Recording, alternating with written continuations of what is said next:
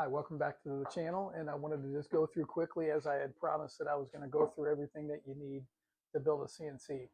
So let's go through it one step at a time. Every time I start filming, I'm just going to keep it rolling. So number one, you need a base. I build that, went through all that on the first video. You need a base. At the very least, you could take 3/4 inch piece of plywood and put those together and make yourself a nice little base, and it'd be nice and stable. On my first CNC, I put 3 pieces together, screwed those together, and you know, let all the screws be on the bottom so you don't see them. You could even glue them if you really wanted to. That is a very stable base. It worked out really well for me, and I used that for about 3 years at CNC, and just got rid of it, gave it a really good deal to a friend of mine, and now he has it. So that's the first thing you need is a base. And number two, you need linear rails. You need 2 for each axis, X, Y, and Z.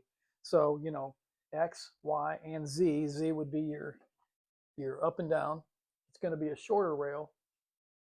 And so you really decide how you want that to be. But for me, I got like 12-inch pieces of linear rails is what I got, 12-inch, and I got 48 by 48 is the size. This is actually, the size of this table is actually 4 foot by 4 foot. It's really just a 4x8 sheet of plywood cut in half.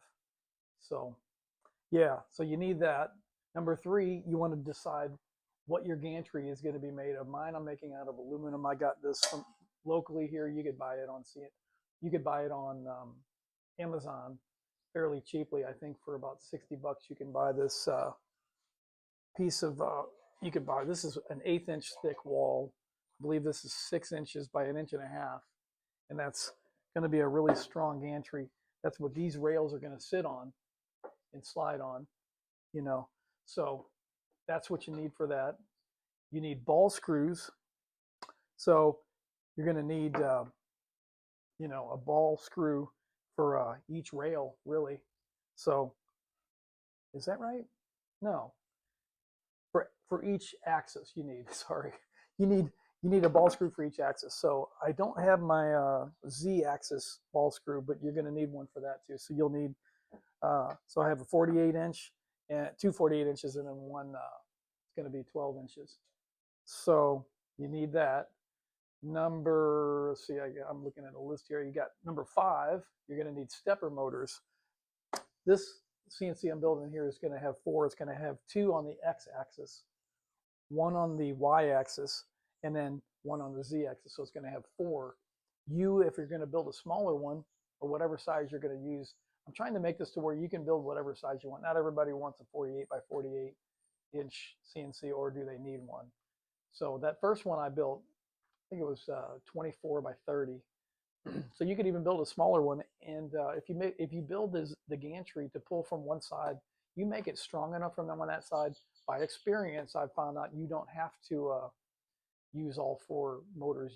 I mean, there's going to be a little bit of tolerance where it's not perfect. If you're just cutting wood, which is what I'm making this for, you could by all means get away with that. If you're cutting metal, I probably wouldn't try that. I wouldn't try that because it's just not going to be accurate enough. So yeah, you'll need stepper motors. These are 339 let's see, ounce-inch torque is, you know, the pretty good torque. These are pretty good strong motors, plenty for what I need. You know, they're NEMA 23s, which is the size. NEMA 23s.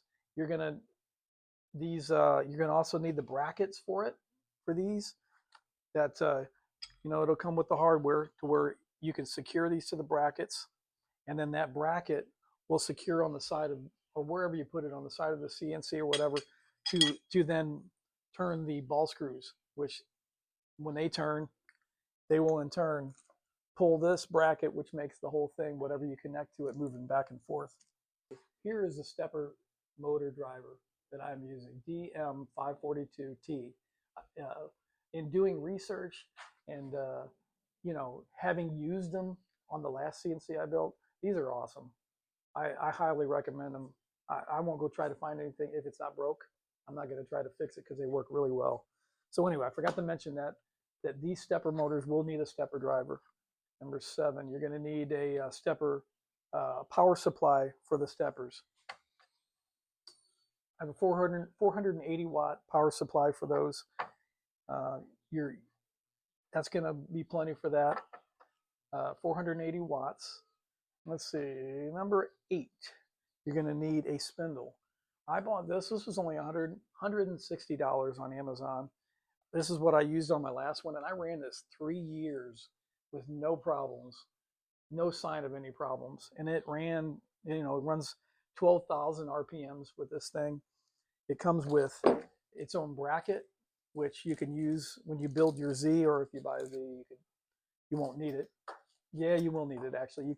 You'll have to, whatever Z you buy or build, you're going to have to make it work with this to hold on to it, or fabricate something, which most of us don't want to be doing that. So, and then this spindle will come with its own motor driver. You can run an Arduino if you're only running 3 stepper motors, or if you're going to step it up a little bit with the new technology. I bought something called an ESP32 Pro. This will run with Gerbil. It will also run wirelessly, and has several other things that are more state of the art. You'll need 22 gauge wire. All of the stuff I have in the link below. I'm going to try to remember to put all of it in there. This is one thing I bought too. It's just 22 gauge wire in different colors, so that you know where you ran everything, and you know what's what. Different colors help you know that, unless you put a label on it, which you don't want to be having to do all that. So the 22 gauge wire, none of it is for running your stepper motors. You don't want to run that with just 22 gauge wire. You're going to want to run that with, man, those trash trucks are loud.